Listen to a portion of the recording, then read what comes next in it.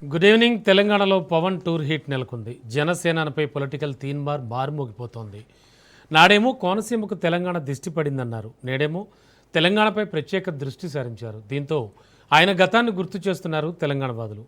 ఉమ్మడి ఆంధ్రప్రదేశ్ విడిపోయినప్పుడు 11 రోజులు అన్నం ముట్టలేదన్న వ్యక్తి పుష్కర కాలం తర్వాత కొత్త నాటకానికి తెరలేపుతున్నారని తెలంగాణ లీడర్లు మండిపడ్డారు. కిరాయి ముఠాతో పరాయి నేతల ఎంట్రీ అంటూ ఘాటు వ్యాఖ్యలు చేశారు. నిజంగానే తెలంగాణ ఆత్మగౌరవం, అస్తిత్వం తాకట్లు పెట్టారా? జనసేన నిర్వహించే తెలంగాణ నవనిర్మాణ సంకల్ప సభ ఎవరి కోసం, ఎందుకోసం? 12 ఏళ్లు పట్టించుకొని ఏపీ నేతలు ఇప్పుడెవరి ప్రోద్బలంతో హైదరాబాద్ క్యూ కడుతున్నారు? రాష్ట్రంలో రోజురోజుకు ఏపీ లీడర్షిప్ పెరిగిపోతోందా? తెలంగాణపై ఆందోళన పెత్తనం వాస్తవమేనా? రాజకీయంగా లబ్ధి పొందేలా సెంటిమెంట్ రాజేస్తున్నారా? పవర్ ప్రకంపనపై ఇవాల్టి స్పెషల్ డిబేట్.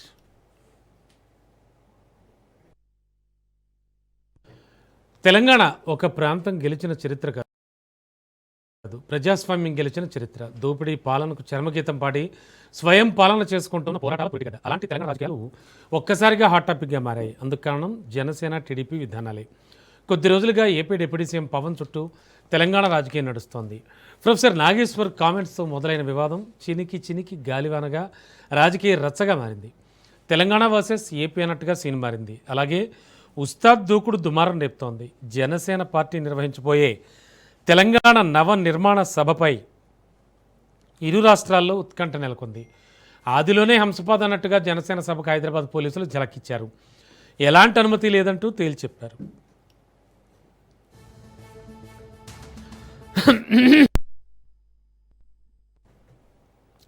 మరోవైపు చూస్తే తెలంగాణ సమాజానికి బహిరంగ క్షమాపణ చెప్పిన తర్వాతే హైదరాబాద్లో అడుగు పెట్టాలని మంత్రి పొన్నం ప్రభాకర్ డిమాండ్ చేశారు.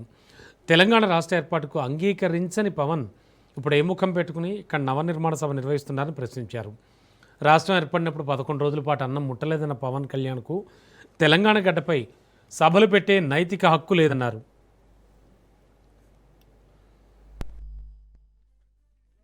విషంగక్కి తెలంగాణ చూపు పడితే కోనసీమ కొబ్బరి చెట్లు ఎండిపోతున్నాయని చెప్పి అంతకుముందు 11 రోజులు తెలంగాణ ఏర్పడితే అన్నం మానేసిన వ్యక్తి తెలంగాణ ఆవిర్భావ దినోత్సవంలో పాల్గొంటే కూడా మాకు అభ్యంతరం లేదు. కానీ తెలంగాణ ఆవిర్భావం కాకుండా నవనిర్మాణం పేరు మీద సభ చేస్తా ఉన్నాడు. రేపొద్దున తీవ్రంగా ఆక్షేపిస్తా ఉన్నాం.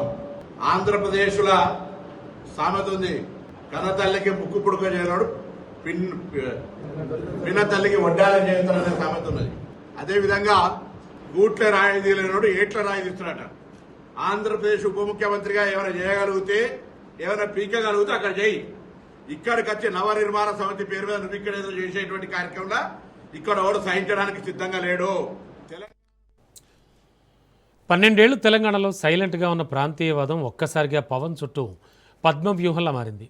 ప్రధాని మోడీ హైదరాబాద్ పర్యటన, హైదరాబాద్లో చంద్రబాబు, పవన్ కళ్యాణ్తో ఆయన జరిపిన సమావేశాలే ఈ వివాదానికి పునాదులు వేశాయా? బీజేపీ బలోపేతానికి ఎన్డీఏ పార్టీల సాయం కోరారా?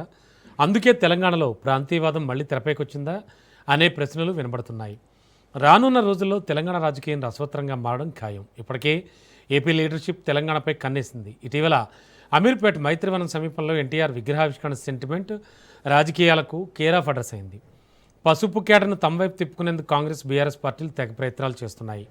టీడీపీకి బలమైన నేతలు లేకపోయినా కేడర్ బలంగానే ఉంది.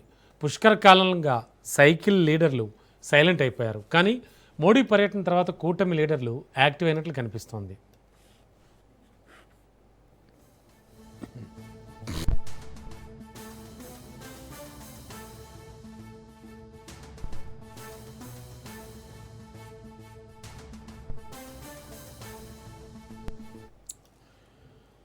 నిజానికి తెలంగాణ రాష్ట్రం ఒక భౌగోళిక ప్రాంతం మాత్రమే కాదు, అదొక భావోద్వేగం. పరాయి పాలకులకు వ్యతిరేకంగా యావత్ సమాజం గళమెత్తిన ఆత్మగౌరవ మహోద్యమం. అలుపెరగని పోరాటం, అనునిత్యం ప్రజల ఆకాంక్షలతో 2014లో ప్రత్యేక రాష్ట్రంగా తెలంగాణ అవతరించింది. తెలంగాణ చరిత్రలో ఎన్నో మలుపులు, ఎన్నో పరిణామాలు చోటు చేసుకున్నాయి. భవిష్యత్తులో బీజేపీ, టీడీపీ, జనసేన కూటమి తెలంగాణలో బలంగా ముందుకు సాగితే రాష్ట్ర రాజకీయ సమీకరణాల్లో కొత్త మార్పులకు కారణమయ్యే అవకాశం ఉంది. అందుకే అన్ని పార్టీలు కూడా అప్రమత్తమవుతున్నాయి.